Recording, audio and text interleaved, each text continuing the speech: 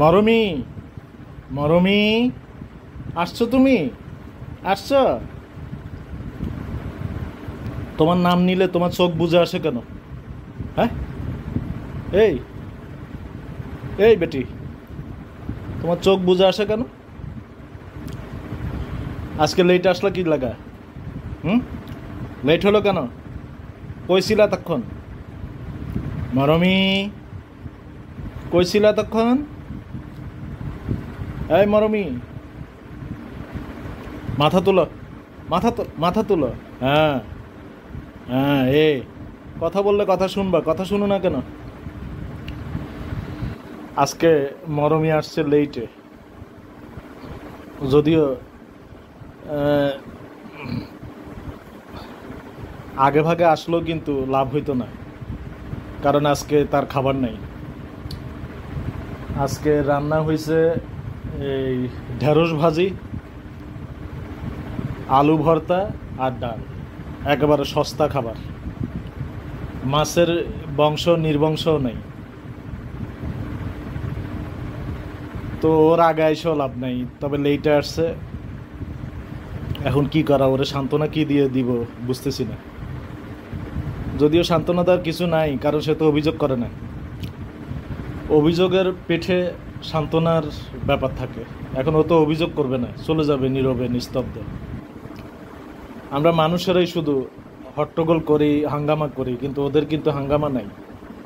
ওদেরকে দিলে খায়, না দিলে চুপচাপ থাকে, কিছুই করে না, কোনো প্রতিবাদ করে না, মিটিং মিছিল করে না। কিন্তু মানুষের দাবি দাওয়া আদায় করতে মিটিং করতে হয়, সমাবেশ করতে হয়, সভা করতে হয়, সেমিনার করতে হয়, কিন্তু প্রাণীদের এটা করতে হয় না। তাহলে সভ্য আসলে কে বেশি, প্রাণীরা বেশি না মানুষ বেশি? তুলনামূলকভাবে ভেবে দেখেন। অথচ আমরাই দাবি করি আমরাই সবচেয়ে সভ্য মানুষ হিসেবে, কিন্তু অথচ দেখা যায় কি প্রাণীদের দিকে সভ্যতার ভার বেশি পড়ে। উল্টো গতি আর কি, পৃথিবীর সব কিছু দেখি উল্টো গতিতে চলে, উল্টো নিয়মে চলে। এখন মরমিরে এক লাইন গান শুনে দিই, দেখি ও খুশি হয় কিনা। সময় গেলে সাধন হবে না, সময় গেলে সাধন হবে না। মরমি, কেমন লাগছে তোমার গানটা? আজকে মাছ নাই, মাছ নাই, মাছের বদলে শুকনো মুখের গান শুনে দিলাম তোমারে। তোমার পোষাবে?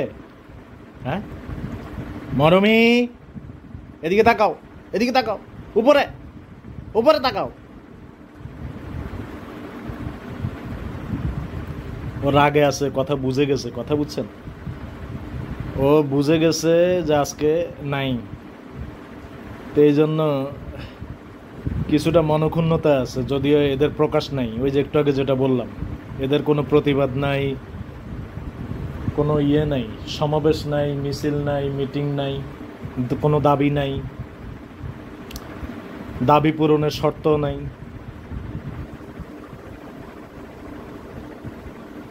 ওরা মনের কষ্ট শুধু মনে চেপে রাখে, এই তো।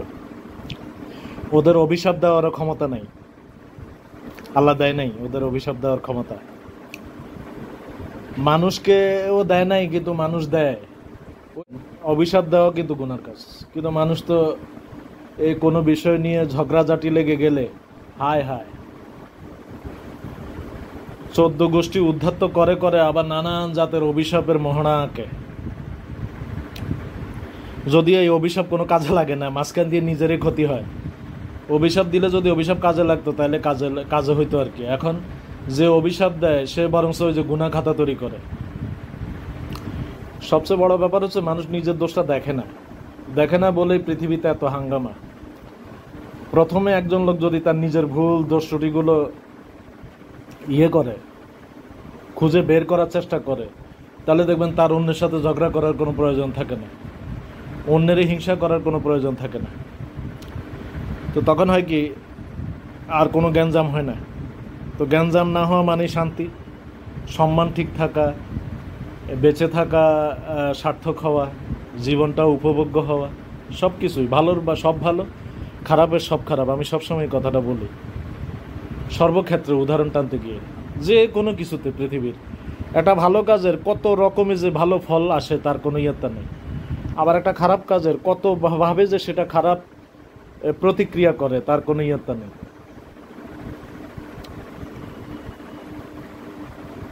তো মরমি আমার কথা শুনতেছে, জানি না ও কতটুক বুঝতেছে, কিন্তু কথা শুনতেছে কিন্তু মনোযোগ দিয়ে। তো দুঃখের বিষয়, পরিতাপের বিষয় এই যে মরমিরে আজকে কিছু দিতে পারলাম না, কি করা, ভাগ্যে নাই ওর। মরমি, মরমি, মরমি আজকে রাগে আছে। ওই যে বললাম বিদ্রোহ নাই, রাগ আছে। ওই যে খাওয়া দিতে পারবো না যে ও বুঝে গেছে, এই জন্য মাথা তুলতেছে না। খাবার দেখলে কিন্তু মাথা তুলতো। ওই যে যার যেখানে স্বার্থ, তাই না? এখন তো তার স্বার্থ পূরণ হচ্ছে না, এই জন্য আচরণ ভিন্ন। আমার খাবার শেষ হয়েছে, তারপরে মরমি আসছে। তো আমার ওই যে সর্বশেষে যে ডাল খাই প্লেটে নিয়ে, এক প্লেট খাই আর কি ডাল,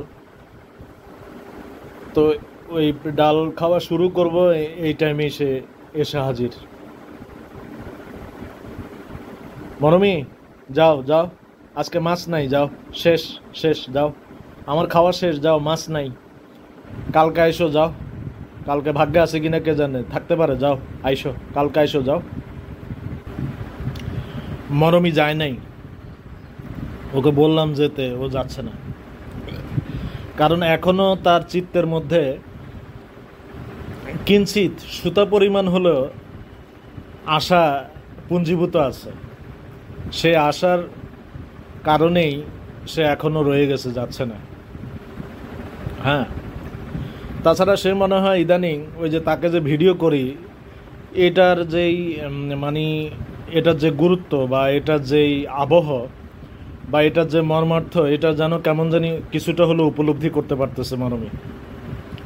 ওই যে মানুষ যেরকম সেলফি নেওয়ার জন্য, নিজের একটা ছবি তোলার জন্য ব্যাকুল হয়ে থাকে যে কোনো পরিস্থিতিতে, হ্যাঁ, নিজেকে প্রকাশ করার ক্ষেত্রে, তো ও মনে করে যে এটাও তার একটা প্রকাশ, এই জন্য সে সরতে চায় না। ওই যখন আমি মোবাইল ওর উপরে ধরে রাখি, ও সরতেই চায় না।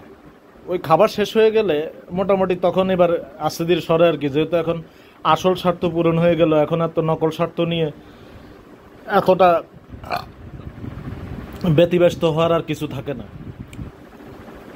কিন্তু আজকে যেহেতু তার খাবার অংশটা বাদ, এখন ছবি তোলার বা ছবিতে নিজেকে উপস্থাপন করার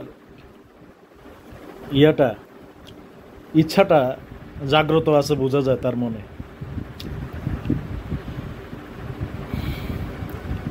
ডালের সাথে লেবুর রস মাখিয়ে নিছি, বেশ আলাদা অন্যরকম একটা স্বাদ লাগলো। যদিও এই স্বাদটা আমি আরও অনেক আগে নিছি, তবে শেয়ার করাটা আপনাদের সাথে এই প্রথম। অন্যরকম একটা স্বাদ লাগলো দেখলাম। তো যাই হোক, আর কথা বাড়িয়ে লাভ নাই। ইয়ে করেন আপনারা, আমার সামগ্রিকভাবে আমার চ্যানেলটা, আমার কাজকে ভালো লাগলে, নতুন যারা আসছেন আমার চ্যানেলটা সাবস্ক্রাইব করতে ভুলবেন না, আশা করি। আর কি, ভালো থাকেন, ভালো রাখেন, হ্যাঁ, চারপাশের দিকে খেয়াল রাখেন, প্রাণীদের দিকে নজর দেন একটুখানি, ওদের পারলে একটু সহযোগিতা করেন ছোট্টখাট্ট কিছু খাবার দাবারের পরমাণু অংশ দিয়ে। এই তো, খোদা হাফেজ।